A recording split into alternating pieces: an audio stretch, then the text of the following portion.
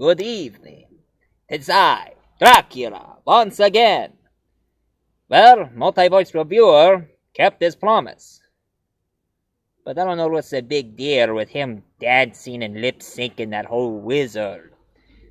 I mean, I'm still trying to remind him he's not a wizard, he's just a magician, an illusionist.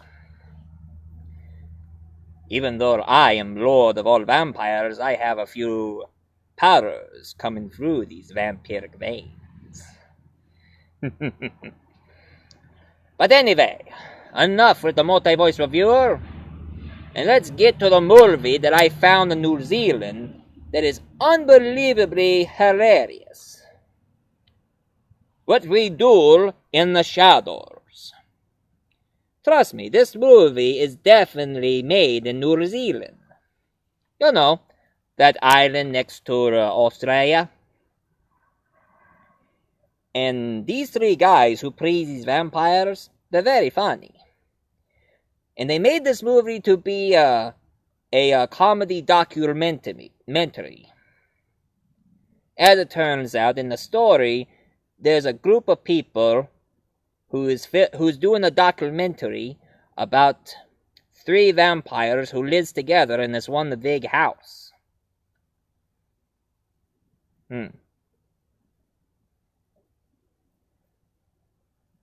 So what they do is they introduce to them and they talk about what they've gone through.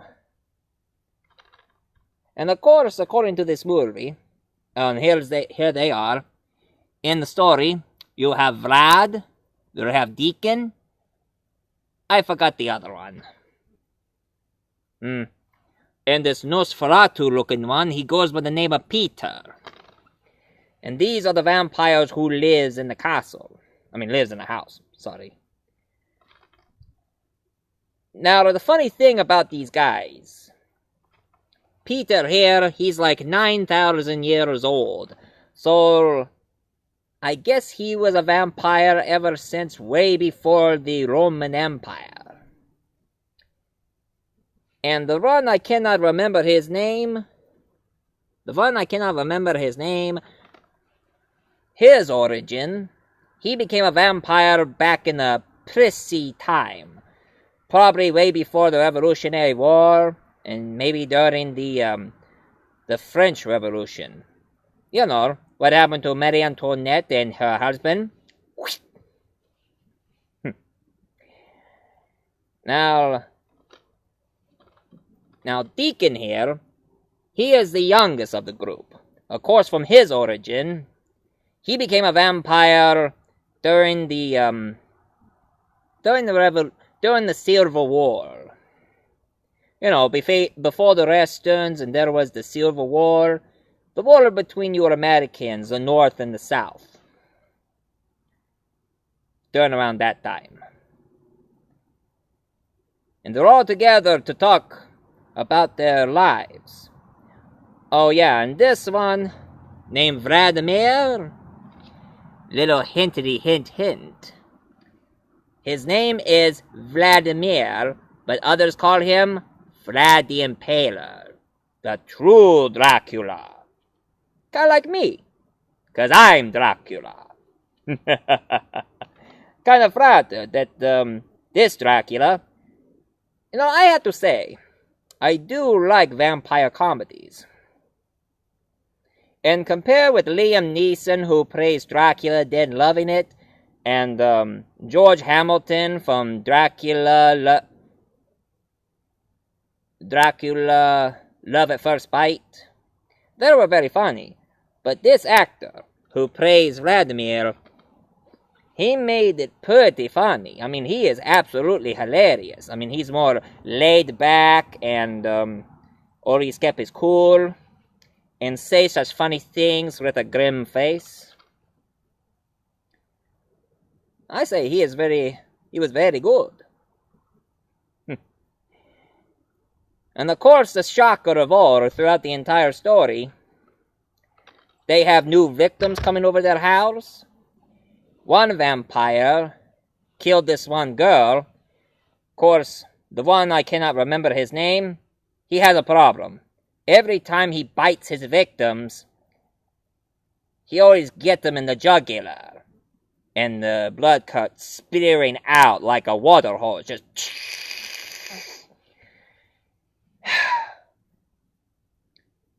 aim away from the jugular so they can become vampires. Don't aim in the jugular. It's like trying to drink water out of a water hose when it's in full pressure. Just unbelievable. And of course, Vladimir have a backstory. He said he was the most powerful and most memorable vampire of all. But what got him down? He went one-on-one with the one he calls the Beast.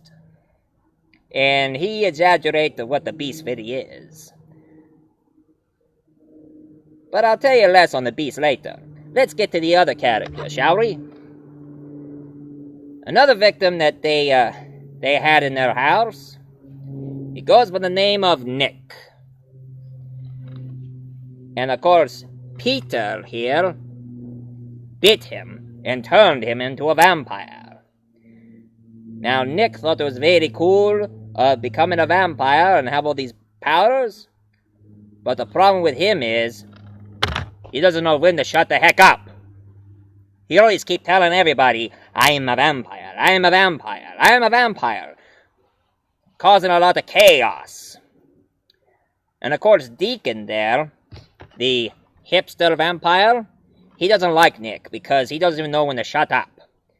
And he also has a familiar. In case you don't know what a familiar is, don't be confused by Roger Corman movies, because those familiars are for witches, and they're animals who can shapeshift. Vampire familiars are humans who are...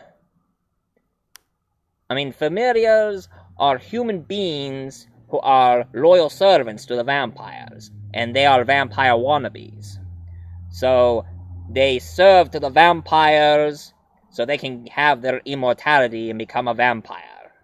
And his is a woman who does all his dirty work. Some of their styles are pretty good, except I don't like the hipsters' leather pants. Like I said, khakis are the best. Well, I can't show you my khakis, but that's what I wear.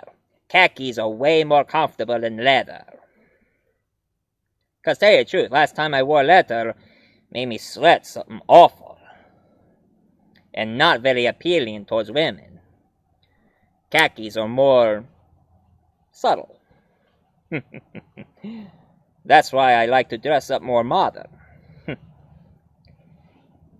And of course, Nick brings his friend named Stu. And he's a human being. And he doesn't get scared or anything, so he is pretty brave. And one thing about Stu, all the vampires like him because he's good on technology. And he helps the vampires work on cell phones, get on Facebook, get on Twitter, try the network. Kinda reminds me when Multi-Voice Reviewer helps me do this review. And that's why I know how to work this thing and get on YouTube. Anyway, Stu was a good kid. And then it was time for the Vampire Festival. It's a kind of festival for vampires, witches, and zombies can go in. And surprisingly, it was hosted by the Beast. And if you want to know who the Beast is, it's Vladimir's ex-wife.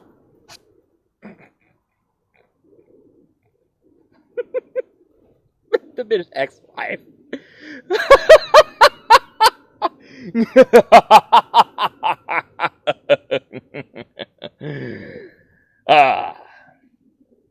But I don't blame him. I have a few ex-brides myself. So, it becomes a one-on-one fight between Vladimir and his ex-wife. And of course they come across a pack of werewolves. And of course the vampires always hated werewolves, even though the head werewolf is trying to make peace. And sadly, Stu got attacked by the werewolves. And as for Deacon's familiar, she became a vampire because Nick bit her. And sadly, Peter, the oldest vampire, who looked like Nosferatu, he gets killed. All because Nick couldn't even shut the heck up and said, "Hi, I'm a vampire." And one of them said, "I'm a vampire hunter." Much to my surprise, the vampire hunter came into their house and killed Peter. But he died. Good riddance.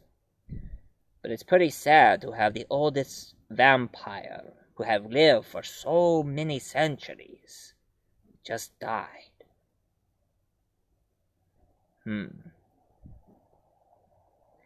Even though we're vampires, doesn't mean we don't have emotions. We do feel sad if one of our loyal masters have died, or anybody we know and love do die. Trust me. I know. And of course, Stuart was attacked by werewolves, and they thought he died. But as it turns out, he survived. And now he's a werewolf, and now they're making friends between vampires and werewolves. That's exactly what I do. I don't want to be an enemy to vampires. I don't want to be an enemy to werewolves. I'm trying to make peace between werewolves and vampires, but the other vampires are being too snooty about it. But I tell those fascist vampires to bite me. If they can.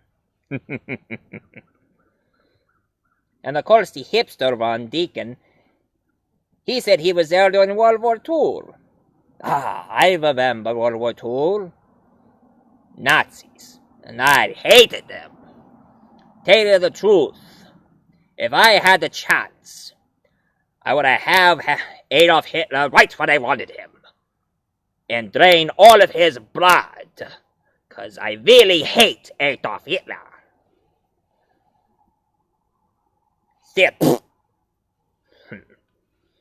He makes me sick. And besides, Adolf Hitler likes werewolves. And I did hear that he had some werewolves joining with him in his army, but not much is proven. Anyway, you should watch this video. You should watch this movie. It's very funny. It's got a lot of laughs into it. You see how the New Zealanders have their sense of humor, especially coming from this movie. And every time when I see the vampires having their party celebration gathering, I kind of miss my old gathering I once have.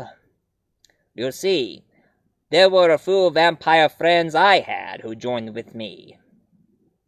There was Lord Rathvin.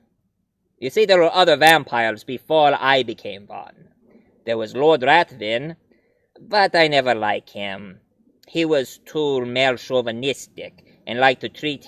he's from Britain, or Scottish, and he likes to treat his women like property, like cattle. Me, I treat women with respect and what they like. That's why I'm more romantic.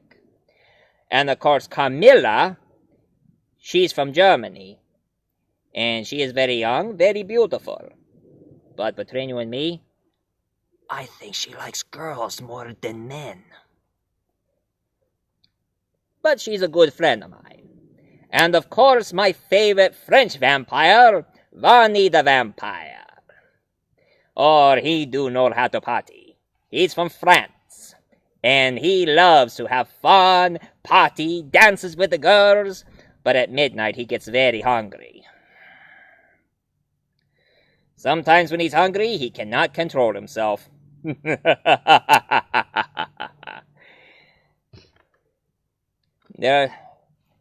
And boy, how I feel like going out with those old-fashioned vampire clubs and meet my old friends once again. Anyway, Look this movie up. It is hilarious, and you will laugh throughout the entire movie. And rumor has it they're going to make a sequel to this movie, so I think we better stay tuned until it comes out. And if you like this review, please leave a comment down below and subscribe. And also hit like. As for me, I will return, but this time I'm going to review some vampire video games. And if somebody wants to know what they were very popular for PlayStation 1 and 2. Some of you might remember them, and some of you may not, but stay tuned. Excuse me. I got some blood to drink now.